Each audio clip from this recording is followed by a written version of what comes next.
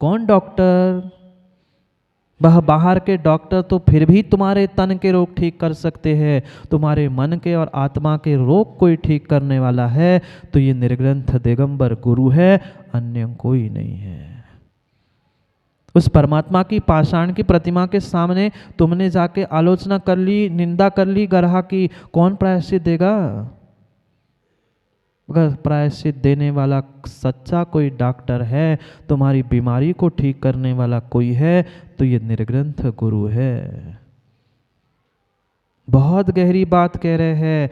मंत्र और गुणों के द्वारा जैसे डॉक्टर रोगों को ठीक करता है, ऐसे मेरे पाप रूपी रोगों को ठीक करने वाला कोई है तो वह मेरे पास के ये 3 औषधि 3 उपाय है।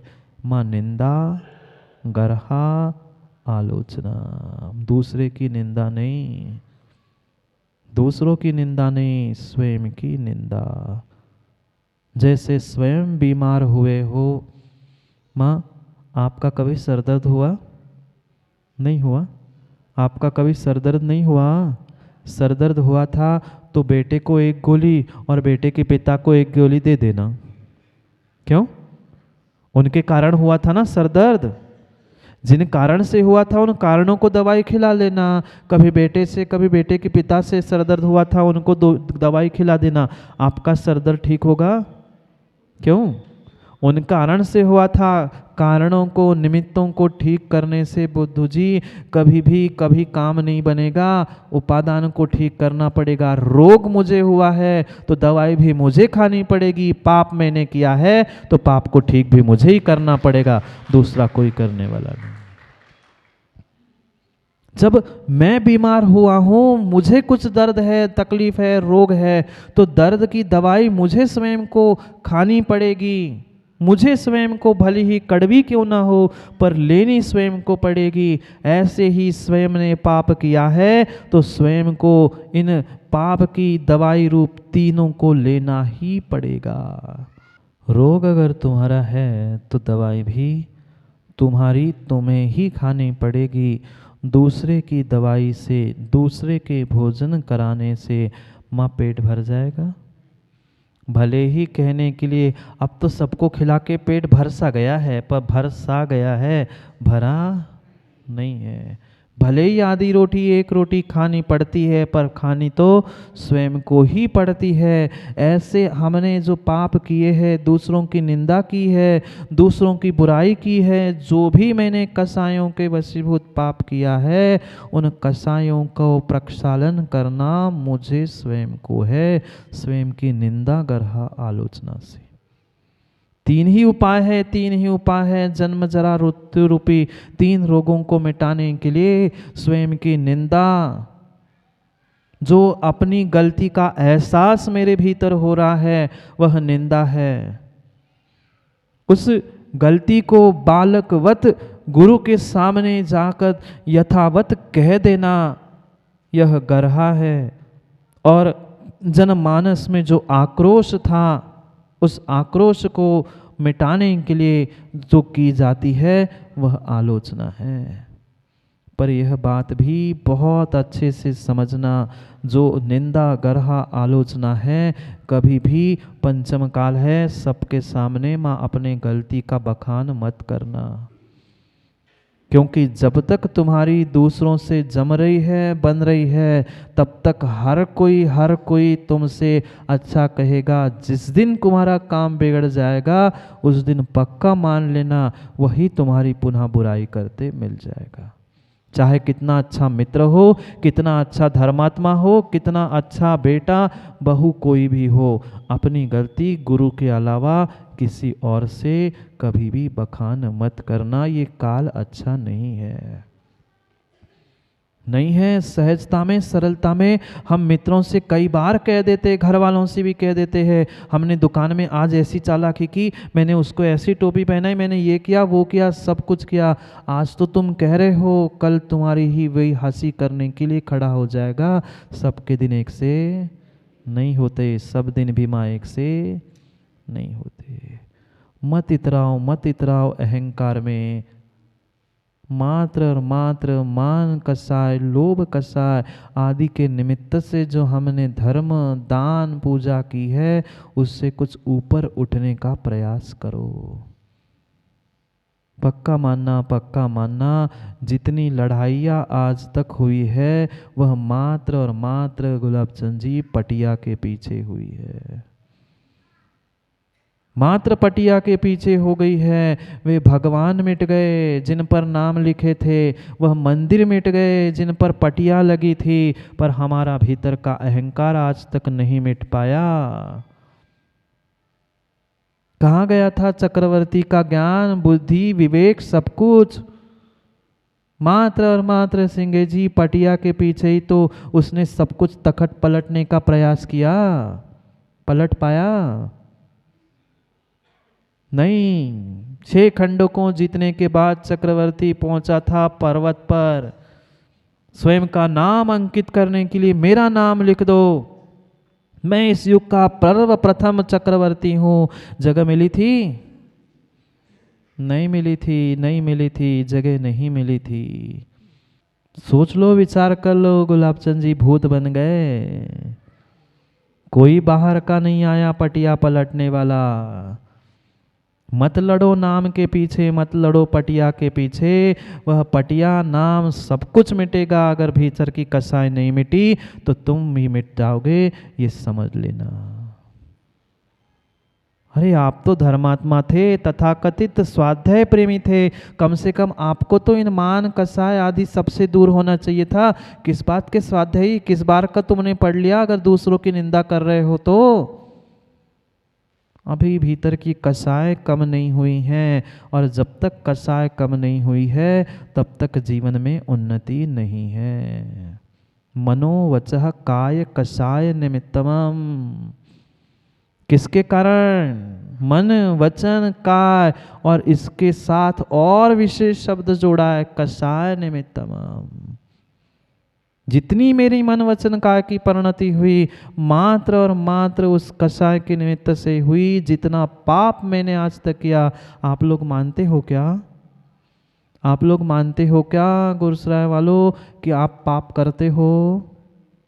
कौन नहीं मानता? हाथ खड़े करना। मानते हो तो छोड़ना भी थोड़ा सा सीख लो ना। नहीं छोड़ पा रहे हैं पाप, तो कम से कम पापों को स्वीकार करते गुरु के चरणों में निंदा ग्रहण करना ही सीख लो। स्वयं की स्वयं के सामने, परमात्मा के गुरु के सामने आलोचना निंदा ही करना सीख लो। उतने में भी थोड़ा सा पाप का भार कम हो जाएगा, उतने में भी थोड़ा सा पाप का भार कम हो जाएगा। यही तो धर्म कह रहा है, जागो जागो भागो मत। अपने आप में किए हुए गलतियों का एहसास करके अपने आप में जाग जाओ। तुमने अपने कसाय को नहीं बदला, आंतरिक परिणामों को नहीं बदला है। दुनिया लाख बदल जाए, तुम्हारा खाक काम होने वाला नहीं है। नहीं है। सबसे पहले चंद्र जी अपने क्रोध, मान, माया, लोभ, इन सबको बदलना होगा। बन जाना कितने ही बड़े साधु बन जाना, कितने ही बड़े तपस्वी बन जाना, अगर तुमने पूजा, लाभ, ख्याति, मान सम्मान की भूख नहीं मिटाई है तो तेरी भूख मिटने वाली संसार की नहीं है। पक्का पक्का मान लेना, पेट की भूख तो 2, 4, 10, 20 रोटियों से मिट सकती है, पर मान की भूख सदियों से नहीं मिट रही है। कितनी रोटी माँ? दिन में 2, 4, अधिक से अधिक 10 रोटी खा ली, उससे तो पेट की भूख मिट सकती है। पर ये मान की, पूजा की, सम्मान की भूख ऐसी बढ़ चुकी है कि आज व्यक्ति अपने स्वयं के भेष का भी ध्यान नहीं रख पा रहा है। बहुत सुंदर सूत्र आचार्य भगवान देते हैं, कसाय वसंग दो होदी। कितना ही बड़ा संयमी क्यों ना हो, कितना बड़ा साधु भी क्यों ना हो, मैं तुम्हें नहीं, मुझे सुना रहा हूं। तुम्हारी साधना, तुम्हारी तपस्या, तुम्हारा सब कुछ एक तरफ है। अगर तनक सी कसाय भी भड़क पड़ी तो पूरी जीवन भर की साधना एक क्षण में राख होकर रह गई। पूछ लो सच्चे भावलिंगी निर्ग्रंथ द्विपायमान मुनिराज को, ये भूल मत करना, द्रव्यलिंगी नहीं थे, सच्चे भावलिंगी थे। रिद्धि प्रकट द्रव्यलिंगी को बुद्धू जी नहीं होती, भावलिंगी को होती है। पूरा भावलिंग जीवन भर की साधना कहाँ चली गई माँ? एक क्षण की कसाय के पीछे पूरी जीवन भर की साधना राख हो गई। फिर साधु के साथ ये हो सकता है तो श्रावकों को तो कितना सोच समझकर जीना होगा। उन्होंने तो इतनी साधना करके जो पुण्य, जो सब कुछ प्राप्त कर लिया था, उनका तनक में भस्म होगा। हम तो कुछ भी नहीं कर रहे हैं, तो आपका क्या होगा? कितना सोच समझकर हमें अपनी परिणति करनी होगी। पक्का मानना, धर्म की क्षति, धर्म की निंदा वो नहीं करता जो धर्म से विमुख है, धर्म से दूर है। तथा कथित जो नकली सिक्के बनकर, धर्मात्मा बनकर धर्म के स्थानों में घूम रहे हैं, वे ही सबसे अधिक धर्म को क्षति पहुंचा रहे हैं।